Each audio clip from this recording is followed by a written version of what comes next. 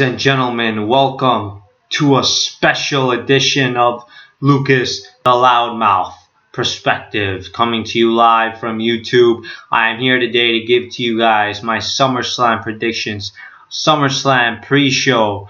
And we are on the road to SummerSlam. I think we're less than 1 hour away or something. Not less than 1 hour away. Less than 2 hours away. And an hour and 30 minutes from now, SummerSlam should be starting live on the WWE Network at 7 p.m. Eastern Time, 4 p.m. Pacific.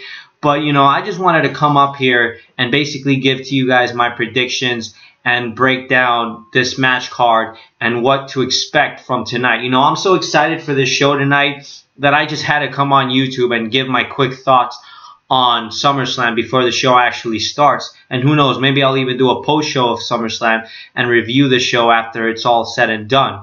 But, right now I'm just so anticipated, so excited for this event. It's 4 hours for the first time ever, SummerSlam. It was so big for Brooklyn that I guess they had to make it 4 hours long this year. But, I'm not complaining. We got 4 hours of good wrestling, hopefully, tonight. And they have to deliver and give us good wrestling tonight in Brooklyn, New York. Which, by the way, I live in New York. Because, as everyone knows by now, New York is one of the most rowdiest, craziest, passionate wrestling crowds in the world. And, they're passionate about wrestling. So, if we don't see that wrestling tonight in that ring, I guarantee there's going to be riots and all sorts of crazy chants at WWE for not putting on a show that they deserve. But, SummerSlam, I'm not even going to get into the hype, the build-up leading into it. I'm just going to get straight into the matches and what I think the predictions will be for each match, the results for each match, what I think they will be. Because I was going to break down the hype and the build-up heading into SummerSlam, but I don't have time for that. And, I think everyone already pretty much knows it was kind of a lackluster build up to SummerSlam. They could have done much better, but I'll just leave it at that. So let's get right to it. We have Kevin Owens versus Cesaro. You have the tag team title match, which is going to feature 4 tag teams in the Lucha Dragons, Los Matadores, the New Day, and of course the Primetime Players. You also have the Divas match. You have Team Bad against Team PCB against Team Bella. You also got Randy Orton against Sheamus. You've got Ryback defending his Intercontinental title in the triple threat match against the Big Show and the Miz. You've also got, I don't want to leave anything out here. You've also got, of course, let's see, am I missing anything? I'm already forgetting, man. I'm so excited. I know we've got John Cena versus Seth Rollins for the WWE World Heavyweight Championship and the United States Championship. We've also got Brock Lesnar against The Undertaker. Of course, you've also got Dean Ambrose and Roman Reigns taking on the Wyatt family and Luke Harper and Bray Wyatt. So, yeah, it's going to be an awesome night, guys. And, I think for the first time ever, SummerSlam is stacked this year with so many matches. 10 matches. Holy crap. Let's see how they do that in 4 hours. They've also got Dolph Ziggler versus Rusev, which I think was recently added this past Monday on Raw when Ziggler returned to Monday Night Raw. So I actually left that one out, and I said I didn't want to leave anything out. Let's see, I'm also missing Cody Rhodes and King Barrett taking on the team of Stephen Amell and Neville. And I think that should be it. I think I pretty much announced all the top matches on the card. I don't think I left anything out now. But yeah, so let's break it down. I'm going to start with Kevin Owens against Cesaro. I already know this is going to be a phenomenal match. It's going to be a terrific match. These two guys are going to go in there, do the thing, and this could actually even be a show-stealing match or match of the night, potentially, because everyone knows how talented Kevin Owens is, and everyone knows how amazing Cesaro is as well in the ring. These two are professional wrestlers. They're not just WWE superstars. They know what they're doing in that ring. They both came from Ring of Honor, and Ring of Honor is known for classic wrestling. So these two guys are just going to go out there and tear the house down. And, I expect the fans to be into this match so much. They're going to have the Cesaro section. They're going to have the Fight Owens fight chants. This is just going to be a crazy match. And it's hard to predict the winner for this match or who to cheer for because I like both guys so much that it's hard for me to just pick one winner. And, let alone the fact for me to predict a winner is hard as well, because it could go either way.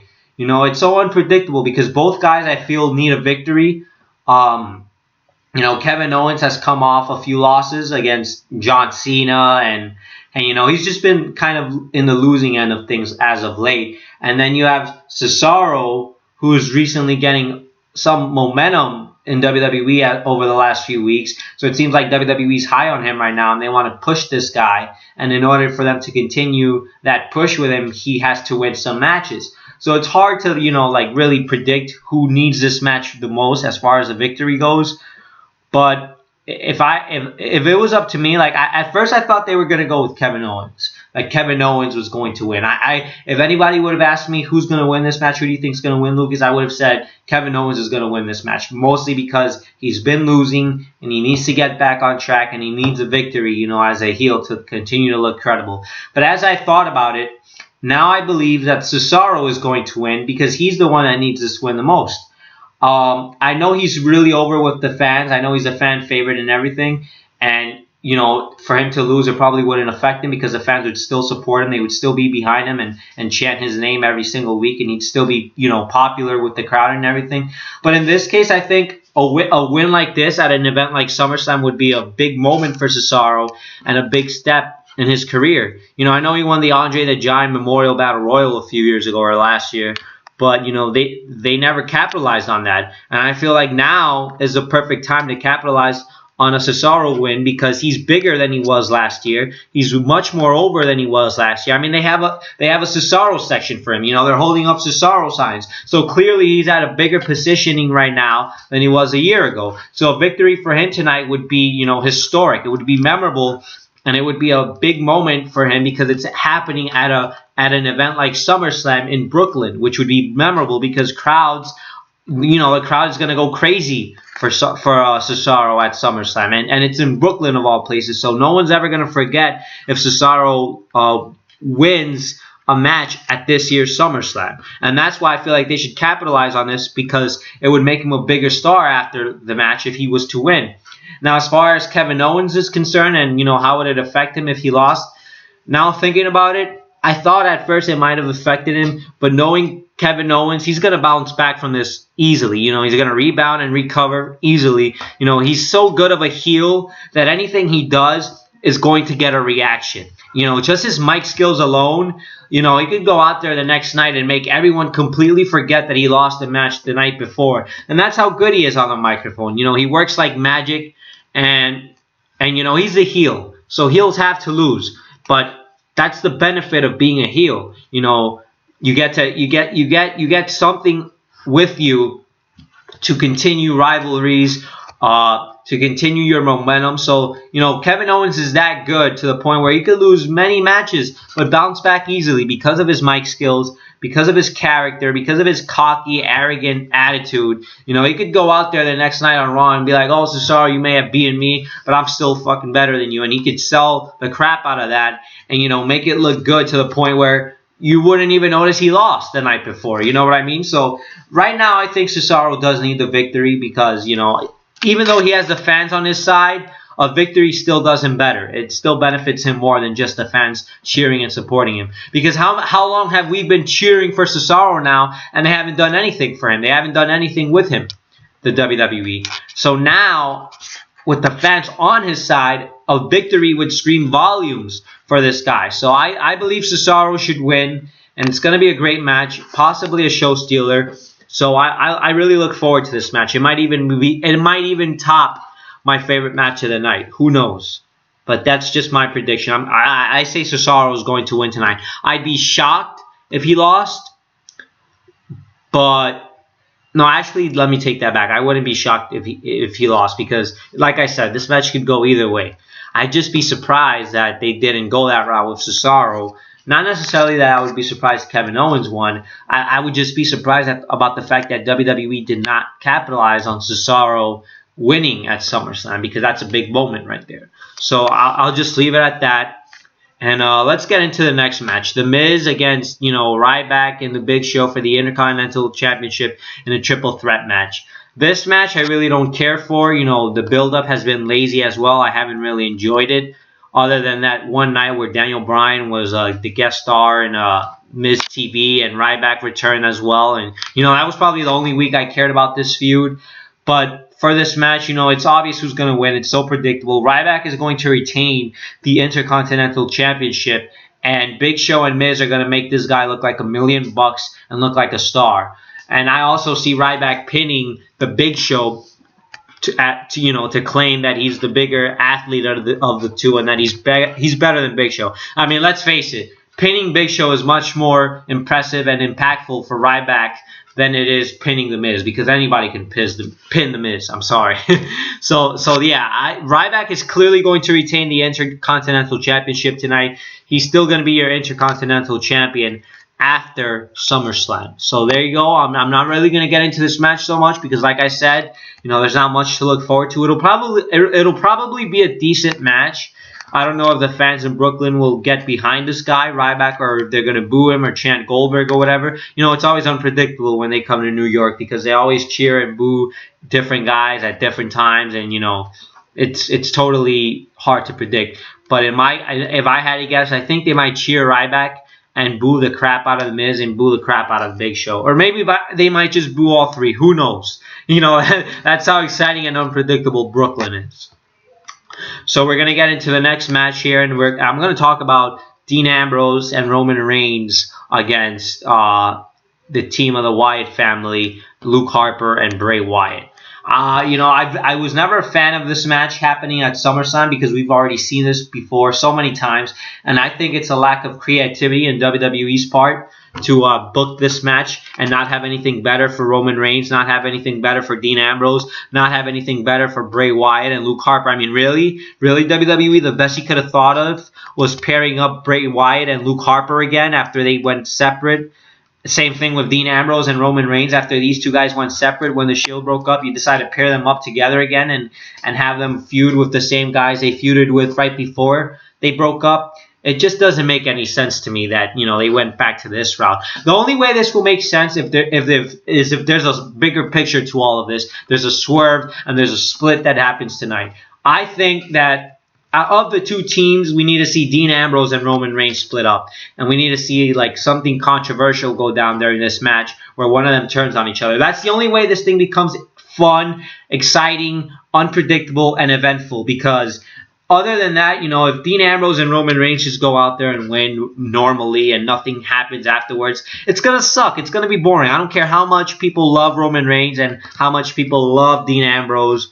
As much as I want to get behind these guys, it's just not a match for them. It's just not a match I care for, and it's bad. It's terrible because I love these guys, but they're in such a pointless match that I can't even get behind it, and I don't care about it, and I don't care if they're in this match.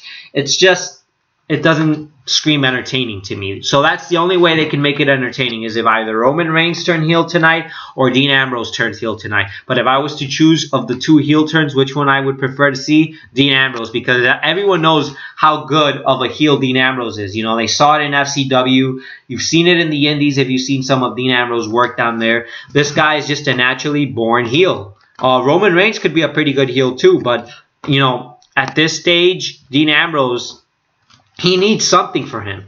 He needs some momentum, because ever since he's been a babyface, he just loses and loses and loses, and they never have anything for him as a babyface. Not that he's a bad babyface, but I just prefer him as a heel. I think he's better as a heel, and as a heel, there's more options. There's more wider options for Dean Ambrose. There's more direction to go with him as a heel. There's more programs he could work, more matches, all sorts of things become available for Dean Ambrose if he turns heel. Whereas with Roman Reigns, although he could also be a great heel and benefit from that, he's going to be just fine as a babyface, I think, because, he's a top draw. He's a top appeal now, and he's going to survive no matter what because of his look and appearance alone and the fact that WWE's behind him. So they're going to over-push this guy to the limit no matter what. And that's no offense to Roman Reigns, but it's a fact.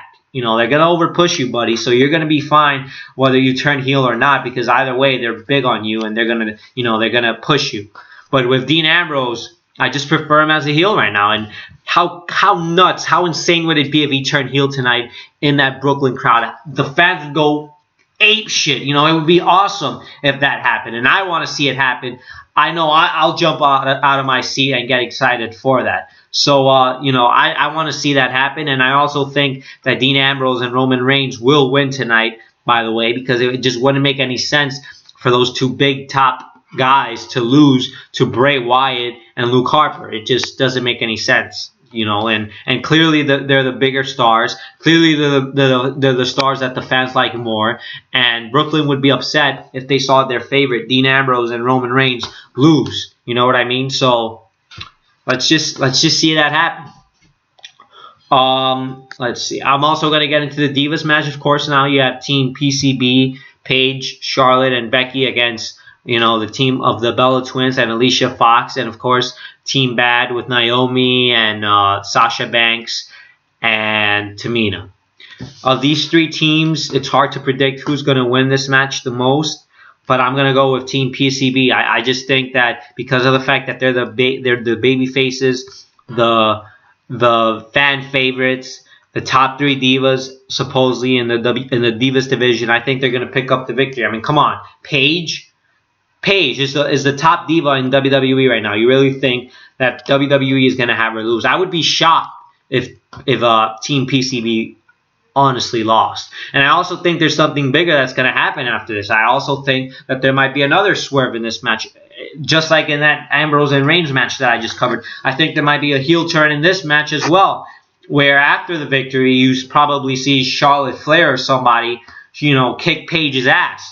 Because let's face it, if you watch NXT, you know how good of a heel Charlotte Flair was down there, and she's a great heel. And she, you know, this babyface character just doesn't suit her. So how awesome would it be to start a rivalry between Paige and Charlotte Flair right after SummerSlam? That's how the Divas Revolution begins. Because in my opinion, this Divas Revolution hasn't started yet. Over the last few weeks, over the last month, all we've seen is tag team match after tag team match after tag team match after tag team match. That's not excitement. That's not unpredictability. That's not, you know, something you look forward to. You want to see these divas kick each other's ass and prove why they're the best and why they belong. But they're not doing that right now. So in my opinion, this Divas Revolution gets started when you see Charlotte face Becky, or Charlotte face Paige, or Sasha Banks face, you know, Paige, or you know, something like that. But it hasn't started yet, because all these teams together, I mean, what is that? To me, that just feels like a high school club. Oh, your team is better than mine. Oh, my group is better than yours. That's what this feels like right now. It feels like a popularity contest. That, to me, is not a Divas Revolution. A Divas Revolution is when you get all these divas, these top divas in WWE right now, to face each other and clash and put on amazing matches. That's a Divas Revolution. And you know, they also show some mic skills along with that. So that's my that's my prediction here. I got Paige, Charlotte, and Becky as the victorious winners for SummerSlam tonight. And there you go, guys. Randy Orton against Sheamus. Why am I even talking about this match, really? I mean, how many times has WWE done this in the past where, you know, the fans just don't care about Orton against Sheamus? It's not that they don't care about Orton. It's not that they don't care about Sheamus, but for some reason, when these two pair up in the ring, it just bores us to death. Nobody cares. And I remember the last time they did something like this in New York or New Jersey or whatever. It was in 2013, you know, the night after WrestleMania 29. They had this exact same match in such a huge hostile crowd, and you know, they had this match, and it was Orton against Sheamus. And what did the fans chant? Boring. You know, they chanted all sorts of things. They chanted ECW. They chanted ole, ole, ole, ole. And then Big Show comes out, and it's bad enough that Big Show had to come out, and they cheered the Big Show, who was the heel.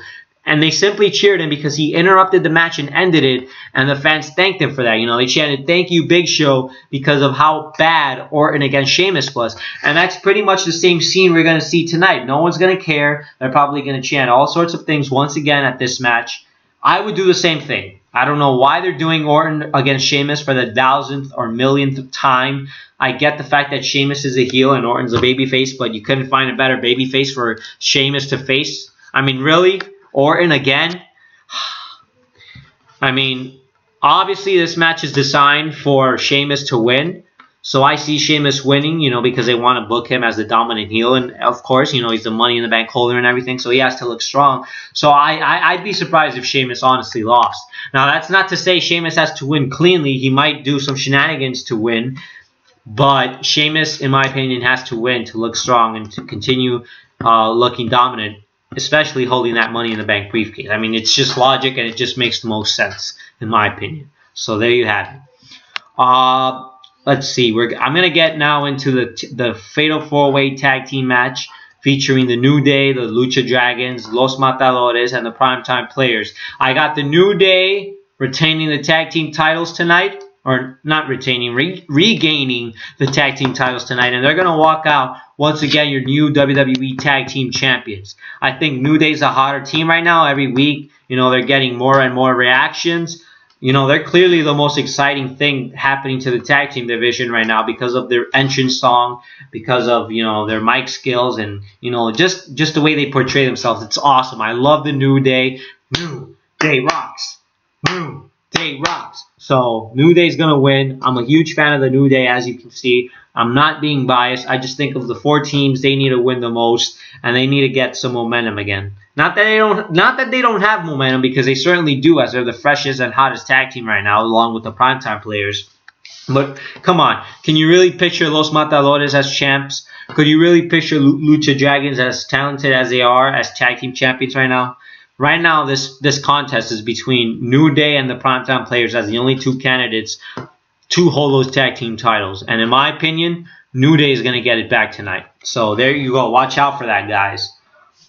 Have I covered that? No, I haven't. Dolph Ziggler against Rusev. Clearly, Dolph Ziggler is going to win this match. Lana is probably going to get involved and help Dolph Ziggler win, help her boyfriend win. Of course, Summer Rae is going to be along ringside, so those 2 divas are going to go at it, and it's going to be a big bitch fight. So they're going to go at it, obviously. I actually thought that originally they might have made this Ziggler and Lana against Rusev and Summer Rae. I'm surprised they didn't go that route, but given all the tag team matches they already have booked for SummerSlam, this would have been overkill if they made another tag team match. So I'm actually happy that it's just going to be Ziggler against Rusev. Fans are going to go nuts for Ziggler. And, I'm going to love every moment of it. So, yeah, Dolph Ziggler is clearly going to win, in my opinion, that match. And it's a fact that he's going to win. So, there you go. You have Stephen Amell and Cody Rhodes. Or, why am I saying Cody Rhodes? Stardust feuding with each other. And, Stardust tag team partner is King Barrett. And Stephen Amell's, or Green Arrow, I should call him, tag team partner is Red Arrow and Neville. Neville and Green Arrow are clearly going to win this match because they're the baby faces, and I think Neville probably deserves a victory here in order to give him some momentum. I don't think this really affects or downgrades Barrett and Stardust at all because they're great heels, they're great talents, and they know how to bounce back from this, just like Kevin Owens would. So this is another Kevin Owens situation in which I think the heels, if they lose, it's fine because they're not going to lose anything out of it. I just wish Stardust wasn't Stardust and he could be Cody Rhodes again. But other than that, this is probably going to be a pretty decent match, and I'm willing to give it a chance. I know usually these guest star matches tend to be bad or whatever, but I'm willing to give this match a shot, and it might actually be pretty entertaining. As far as, I think I've covered, the mid-card matches, all of them. Now all what's left to cover is the 2 main events. And I'm going to talk about John Cena versus Seth Rollins first. So you have John Cena, the WWE United States Champion, taking on Seth Rollins, the WWE World Heavyweight Champion, in a winner-take-all match, which means basically that the winner gets both titles, and they're the United States and WWE World Heavyweight Champion. Sorry, guys, but John Cena is going to win tonight. I hate to say it, but I just get that feeling that John Cena is going to become champ, and he's going to tie Ric Flair's record for the most championship wins and the most championships reigns, and he's going to tie him and become a 16-time World Heavyweight Champion tonight. I don't know. After John Cena's nose got broken on Raw by Seth Rollins, I think this is a way for WWE to reward him and treat him for going through that pain, and they might just give him both titles tonight. That's not to say Sheamus won't cash in. I still have my prediction that Sheamus is going to cash in and actually beat John Cena seconds after he takes the title away from Seth Rollins. So there you have it. And if it doesn't happen tonight, I can guarantee to you it's going to happen on Raw the following night, where Sheamus is going to cash in on one of those nights on John Cena and become the WWE World Heavyweight Champion. It's an interesting situation because if the winner, gets both belts, would that mean that if Sheamus cashes in, he gets both belts? Or does he just get the World Heavyweight Championship belt? And that's something that's going to be, I guess, officialized tonight or tomorrow if Sheamus does cash in one of these nights. But I definitely think Sheamus is going to cash in. And there's no way Seth Rollins is retaining that title at all. Whether Sheamus is the champ or whether John Cena is the champ by the end of the night or by tomorrow night, it's safe to say that Seth Rollins won't be champion. So it's either going to be Cena or Sheamus. That's just my opinion, and it's my prediction. I see Sheamus cashing in on one of these nights, and it's going to be a great match between Cena and Rollins. Of course, Cena's going to get booed the hell out of the building if he wins. And Rollins, the fans are going to be pro Rollins tonight and cheer Rollins every second in that match, obviously. But it's going to be a great match, and I look forward to it. And, hopefully nobody's nose gets broken, pun intended. So, there you have it. I'm going with John Cena. And I originally was saying, what the hell, why are they having this match? Because, we've already seen Cena versus Rollins in the past, in fact, earlier this year. So, I'm surprised they went back to that. But they convinced me that this could actually turn out to be a great idea in unifying those titles. And I don't necessarily think they're going to unify them, permanently. If anything, it might just be temporarily, until Sheamus cashes in, like I said. So I have a feeling, guys, that cash-in could happen either tonight or tomorrow night. We'll just have to wait and see. Let's see. Brock Lesnar, the Beast Incarnate, the conqueror of the Undertaker's streak, is going to go one-on-one with the man who was conquered at WrestleMania 30, The Undertaker, the Dead Man, the legendary Phenom. And it's the match that they're promoting and booking as the rematch too big for WrestleMania. And it is indeed that. Because, holy crap. The night after Battleground, when Taker returned, Taker and Lesnar went at it on Raw. And they had an amazing brawl. And now the match is in stone. The hype is there. The intrigue is there. The interest is there. Everyone is going to tune in tonight to see who's going to win. And there's actually some people that I've talked to that are wrestling fans just like me, and they're convinced that Brock Lesnar has a chance of winning tonight. I talked to some of them all. There's no way Taker's going to win tonight. Brock Lesnar's going to win. Suplex City. It's an interesting situation because Brock Lesnar very well could win again and beat Undertaker. And how surprising would that be? And I also think for the first time in Undertaker's career, or at least in the last 10 years, Undertaker's going to be booed. I mean, you've never seen Taker booed before, right? So it's an interesting situation because it has a different dynamic, and I actually like that dynamic. It's different for once, and WWE's finally doing something creative here where they're playing different roles with Undertaker and Brock Lesnar, and Lesnar isn't the typical bully heel. Now it's Taker that's the bully, well, not the bully heel. Now it's Taker that's just, doing heelish like maneuvers to get across as a heel, as a bad guy, whereas everyone is chanting for Suplex City, and Brock Lesnar all of a sudden has become the flavor of the month, the fan favorite. So I actually like this situation, and I'm a huge Undertaker fan, but I don't mind him being heel, and I see him getting booed tonight. I mean, Brooklyn might not even be pretty to Taker. They might not be all that nice to Taker. Would I mind it? Kind of, because, he's my favorite, and he's a legend, so he deserves to be cheered.